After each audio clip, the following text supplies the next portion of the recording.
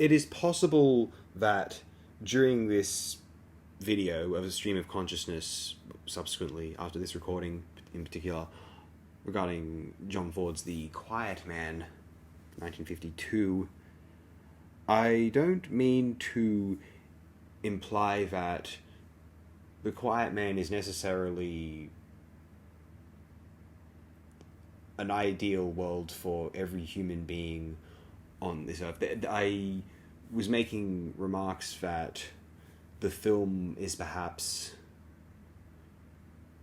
quasi-utopian, and that those who were tarnishing its legacy in the present didn't really get something from it that they maybe ought to have. That's not necessarily how I truly feel, though. It can come across that way perhaps in the recording. I don't bemoan anyone who considers the world of Innisfree depicted in The Quiet Man as this old, misogynistic, traditionalist, dated claptrap. Although what it is illustrating is why that world was considered a wholesome ideal by some before they, let's say, in the terminology of some, deprogram a little bit or start to consider that maybe it's more dignifying to give people agency rather than to shelter them. That happens to be my opinion, and even though that is my opinion, I can see how in a very filtered and, I guess by our standards today, I don't want to use the term backwards, but rather as a primitive and very historical perspective on a kind of very blissful, small scale village existence. The reason why this was considered an ideal, I mean, it's partly illustrated in The Quiet Man, and so are some of the peculiar, problematic tropes of that environment. And yet all the same, I think the fact that it is so... there's such conviction and an enthusiasm for illustrating this vision that I think that what occurs in The Quiet Man is nonetheless very powerful and enriching illustration of why that proposed paradise was considered so. But us having the blessing of our own agency can see where our own utopia does not quite align with that one, and in that we can further come to some sort of symbiotic and synthesis between the old world and the new world, and we can understand where the changing of, say, gender roles over time has brought us a long way, but we can also use that to further understand, elucidate why those systems were enabled and why people were motivated to do so, and why they ought to be more motivated to find even more happiness from allowing a more organic and less strict and ordained view on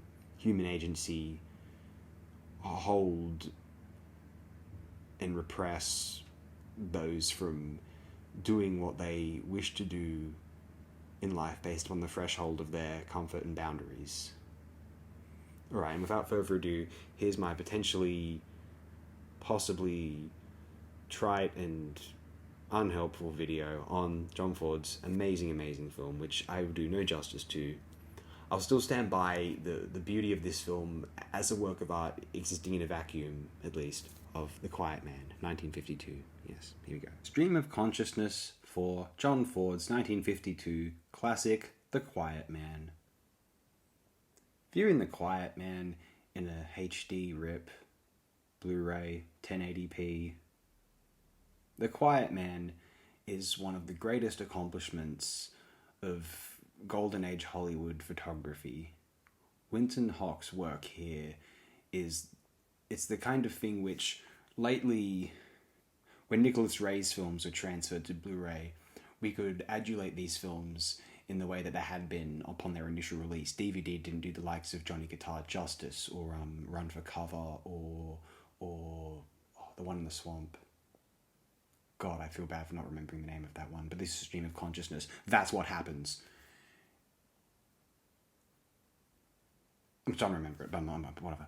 I feel bad that I don't, because it's a great film. But Burl Ives is the antagonist, I believe. Anyway, name that film if you want, Barrymore. I know you love Ray. Anyway, The Quiet Man. This film, there was a moment there where everyone was pretending that those Douglas Sirk melodramas starring the likes of Rock Hudson were actually these magnificent, grandiose masterpieces. They weren't representative of old power structures and these kind of gender conformity. No. They were actually these marvelous melodramas. You can think that, although let's be honest, it was because of a kind of journalistic trend that certain people I knew, for example, were praising the Douglas Sirk films because they were otherwise, totally abhorred, any references to the 1950s as good whatsoever. And that's fair enough in its own terms. I have to be honest, I wouldn't want to be alive in the 1950s. I don't think I'd fit in very much. They wouldn't let me grow my hair particularly long, I don't think. Plus, well, I prefer there are things which happened in the 60s which we're quite thankful about. Anyway, so The Quiet Man can come across as this, to some, and without the adulation and the permission to adore the Douglas Sirk films, something like The Quiet Man is accused of being what those Douglas Sirk films were. Well, not entirely, but what they vaguely... People treat the Douglas Sirk films like they're Nick Ray's... Speaking of Nick Ray, we'll bring up Bigger Than Life now. People treat the Douglas Sirk films like they were bigger than life, and they were actually exposing the flaws of the 1950s. But even a film which was seemingly progressive at the time, such as Imitation of Life, has some dated ideas in it as well. I mean, to some degree, it means well, but it's also quite condescending. That's not, from my perspective, I can imagine it being considered condescending. Put it like that. Imitation of Life. But we need to talk about The Quiet Man. I think it's easy to just admire the film for the cinematography, and one can imagine everyone admiring the cinematography of the film, whilst perhaps disdaining the prominence of old school traditional, perhaps troubling, let's be honest, to some degree, gender roles, the primacy of the Catholic Church's morality in Ireland. And I recall reading quite recently Frances Mulroney, I believe her name was. She's written this article about how she's kind of appalled that The Quiet Man is considered an encapsulation of old, traditional, timeless Irish values by the Irish. She thinks it's a horribly misogynistic piece of work. That depends how we read the character portrayed by Maureen O'Hara. Here's the thing. Maureen O'Hara wasn't playing that character begrudgingly. To my understanding, those were Maureen O'Hara's politics. We can claim that Maureen O'Hara was a byproduct of a certain cultural conditioning and that she's, a self-hating woman. I'm not saying that that's an impossible scenario. I'm sure it was the case for many an individual, many a woman perhaps. Although at what point do we decide that, okay, these people still have their agency, women still have their agency, and they're allowed to be conservative sometimes if they would like to be? Or do we decide that we have to stridently insist that one perspective is better and, traditionalism is a trap and secular humanism is the way to go? Now, just for the record, I'm more in favor of secular humanism, but here's the thing: The Quiet Man is just a movie. The Quiet Man is representative of John Ford's, an American-born but of Irish descent and a devout Catholic, John Ford's vision of what he imagined Ireland to be, that it's not real. There is no Innisfree. The world of the Quiet Man has no basis in reality. Everyone understands that. It's an expressionistic fairy tale. And I think even those who champion the film as an ideal of what the world ought to be, they're deluded, but I also understand where they're coming from. Do you remember the Alan Dwan film? You probably don't. Do you remember the film that it's inspired? The film is Enchanted Island from 1958, but you may know the film it's inspired by, King Vidor's Bird of Paradise. You may not know that either, to be fair. King Vidor's Bird of Paradise is less obscure, though. The thing is, the reason I bring up those films is particularly Enchanted Island, just because it's close to The Quiet Man in release date, and so we can imagine it trying to secure an audience similar to what The Quiet Man had ensnared, because it was a very commercially successful film. They're these inevitably male-oriented fantasies about wanting to escape and have a idyllic place of one's own with no worries or cares, and somewhere to exist, to function, to be free. That thesis of happiness proposed in Enchanted Island has happiness, freedom, being able to do whatever you want, and he has a wholesome female companion. Now, you're rolling your eyes when you hear the word wholesome. Here's the thing. Films like The Quiet Man and Enchanted Island are operating under the premise that actually, at least with these characters, and we can dispute this if we really want to, I have my own opinions on this. I don't think The Quiet Man and Enchanted Island, or Bill Forsyth's Gregory's Girl, and that's set during adolescence, about an adolescent boy. Those films are not inaccurate when they pry open this secret that actually, underneath the stiff upper lip facade, or underneath all of the raging hormones, in the case of Gregory's Girl's depiction of male adolescence, the desire is ultimately for sappy, romantic, cuddly love.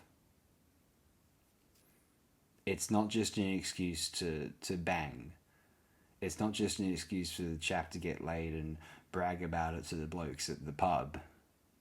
They want this cuddly, secure companionship with which they can be themselves, feel fulfilled, feel supported, feel useful, feel loved, and cherish the existence of this individual, someone so beautiful they cannot fathom they exist, and they want to be able to make the most and compose a paradise for that person who has given them the time of day, given them a reason to live, the grace of their presence. Is that a potentially outdated or misogynistic idea inherently? Possibly. But it's coming from a place of sincerity and goodwill and a fear of being alone, not from a desire to control, which I think it sometimes gets perceived as. Not wrongly. There is...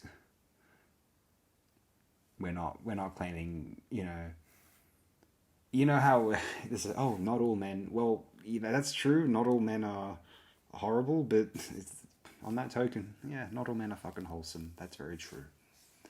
And the characters feature Thornton in The Quiet Man, Gregory in Gregory's Girl, the protagonist of Enchanted Island, how he wants to have this wholesome romance with the native girl and not this, doesn't treat her like a horrible slave. Yeah, it's possibly an unrealistic illustration of male behavior across time statistically, unfortunately. Although these films, they came from someone's imagination. These were someone's daydreams. It's an interesting angle of the male gaze, which is focused on companionship and holding hands rather than gratuitous sex, let's say. But The Quiet Man, it's difficult to imagine a paradise now because, of course, you can't just live somewhere and not expect to be kicked out of it if you're not paying some sort of fee. That's fair enough on its own terms, man, you could argue. World could still be better. Anyway, the point I'm making is films such as The Quiet Man and Enchanted Island, they exist in a world where there is no monetary worry, there is no material concern other than simply staying alive and surviving as though you were a hunter-gatherer in less strident circumstances within a kind of beautifully and kind of perfectly cyclical and perfectly symmetrical sort of kind of like clockwork sort of society where everyone has enough, and that's how Innisfree is portrayed. It's not like everyone has a role in the town and they all contribute. It's kind of vague. I guess it has to be because to go into the logistics of it would make the fantasy will fall apart perhaps. I like that they take place in these impossible worlds free of stress and the possibility that one has to do anything but just exist in freedom of part of a community. Enchanted Island is more so free of any roles or responsibilities whatsoever except romance. And The Quiet Man, it's romance is the motivation for participating in that wider community of families. And I think that there is a basic appeal to those perfect and manicured ideals of settling down and everything being kind of idyllic and perfect and it existing in something of a vacuum. Not only does The Quiet Man's Innisfree exist in a vacuum of the world as we know it, but it's in a vacuum from the sins of the past. Thornton is given a second chance. Those who have seen the film are aware of what I'm referring to. A boxing match when Thornton was a prize fighter in the United States went horribly, horribly wrong. And here in Innisfree, he has the chance to redeem himself and live again, prospectively not judged for his past. How the film handles this ultimately is dubious, we could argue. Perhaps the film's most predictably contentious scene in terms of gender roles, it's what Mulroney appeared to take the most issue with, to my recollection of her article about The Quiet Man. The scene wherein the Catholic priest, portrayed by Ward Bond, berates Maureen O'Hara's Mary Kate for considering leaving her new husband, Sean Thornton, John Wayne, due to, finding out more details about him. This is a situation where we could argue that throughout this film, it is ultimately Mary Kate, Maureen O'Hara, showing agency, even if she does like to... She has an odd way of, trying to encourage initiative and proactive affection, let's say, from Thornton, and that can be perceived as phenomenally sexist now, understandably. And then there's also this idea that it's ultimately her realizing her role as a wider part of the Catholic community that she chooses not to leave Thornton. That's kind of disappointing in and of itself as a romance trope, because you'd think that this would be something in which she chooses to forgive Thornton for. However, this would make the film more binary and less, and the characters having less depth. It's possibly the one aspect of the film wherein the accusations of misogyny appear to hold weight, because for the most part, like, it's possible to have that this takeaway that Maureen O'Hara's Mary Kate is, she wants to be independent, but she's Victor McLaglen, who portrays her brother, is preventing this just because it's the cultural norm in Ireland. But she does attempt to be the equal of her husband Thornton, played by John Wayne, to some extent. Here's the thing.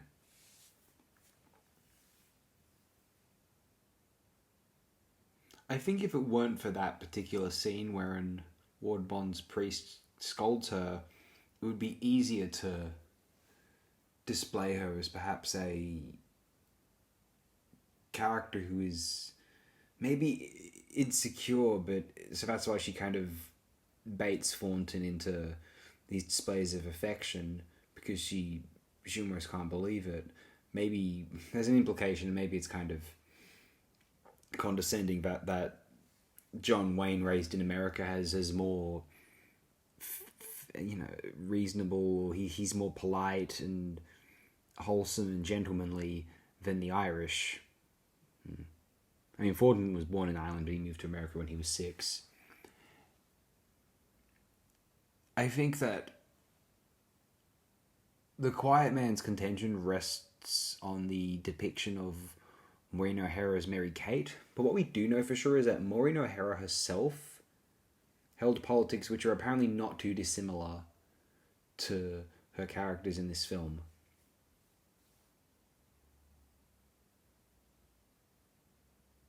Now, if we want to decide that anyone, or any woman who holds those beliefs is invalid, then I guess so be it, I suppose. Although I do wonder whether there is room in the world for depictions of these kind of characters, this kind of cast of characters, a depiction of a specific ideal in a place called Innisfree. We can potentially appreciate some of the reasons why people do consider this an ideal society, or the Innisfree depicted in The Quiet Man, or why certain people bemoan it. But considering Mulroney's issues with the film, I think they have more to do with how people celebrate this as the way things ought to be. And it's a society wherein, for example, women were repressed and had to live by the whim of men. And this is not ideal for anyone, frankly. I mean, I don't want my family members, people I love, potential offspring. I don't want any of them to feel repressed or inhibited at all. I want them to feel free and as excited about existence as the males in my life. And so what's interesting about The Quiet Man is it does feel like a uniquely, potentially, it's certainly a male's daydream. It's difficult to imagine a woman having this specific daydream. Although we know for sure that there were at least women like Maureen O'Hara who felt as though The Quiet Man was something of an ideal. I wouldn't even go as far as Maureen O'Hara herself might have in truly considering The Quiet Man's Innisfree as an ideal. But it is demonstrating a commonality that I feel as though at least every man feels, or a lot of them, is their happy place. In one film it was Alan Doane's Enchanted Island. In another it was John Ford's The Quiet Man. we can explore the pathological oddities and perhaps let's call them idiosyncrasies of what their periods of cultural upbringing led them to believing, which may be considered dated now, although all the same, the depiction of God-fearing Catholic Ireland and people who are just kind of okay with it in the context of The Quiet Man, there is a certain, I think, undeniable tranquility about it. Maybe if being from Ireland and having been exposed to a lot of the undeniable negativity that results from those repressive old school Catholic attitudes, that would make one see this film and feel rubbed the wrong way by it. But here's the thing, like I experienced a lot of it was not totally extreme, but I was, there are degrees to which I found my own modest by comparison, but Catholic education upbringing quite frightening. I was at one point in my life, and this is funny now, but I was, as a child, because you take this stuff seriously, you're taught to, frightened of the devil, demonic possession, and what would happen during the apocalypse, and whether people were going to go to hell for blaspheming, because we were like 10, and of course we said, oh my God and Jesus Christ and all the rest of it. It's just, and we weren't sure, and by the logic of strict fundamentalist Catholicism, we thought, like, wouldn't we go to hell? Like, the only people telling us we aren't are like the kind of nicer, more like, I guess hippy dippy of the Catholic staff at the school. Like, oh no, everyone can be forgiven, and that sounds great. Thing is, there was still a certain tension and misery associated with being raised in a Catholic environment. So I'm not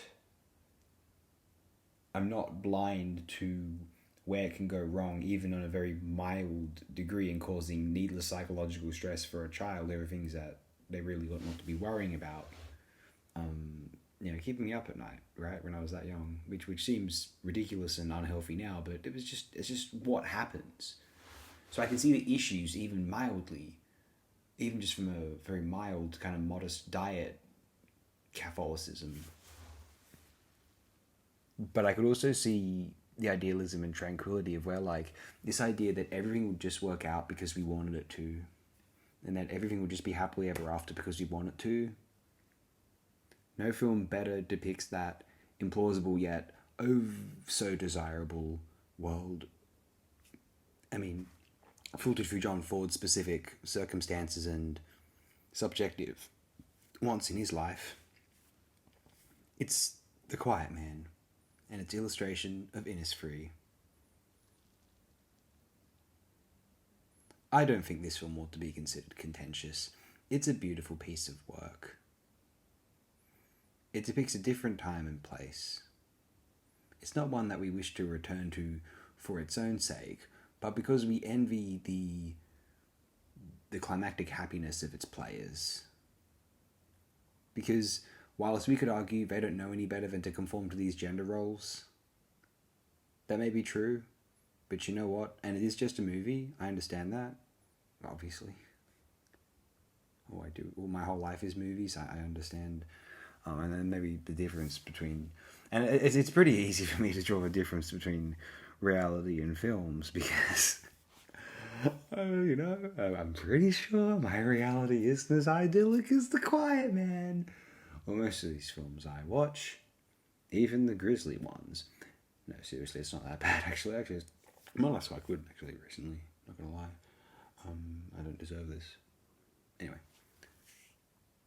But what we do have in The Quiet Man are characters who are happier than anyone you or I know. Now, why is that? Because to them, being a valued part of a Catholic community was a good thing, and it wasn't this horrible evil where you were... It's not that you were scared of what other people thought of you. You were scared of what God thought of you.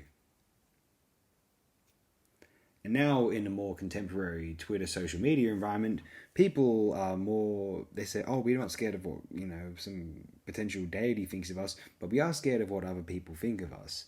Just because, I don't know, people think that their own agencies and desires are wicked inherently, and that they need to seek the approval of a community in order to.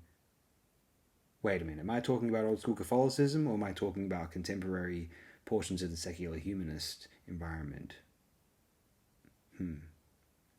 I'll leave it here. This video has not been very good, I don't think. Have a great day, night, wherever you are. Thanks again, my good and dear friends. Appreciate it very immensely.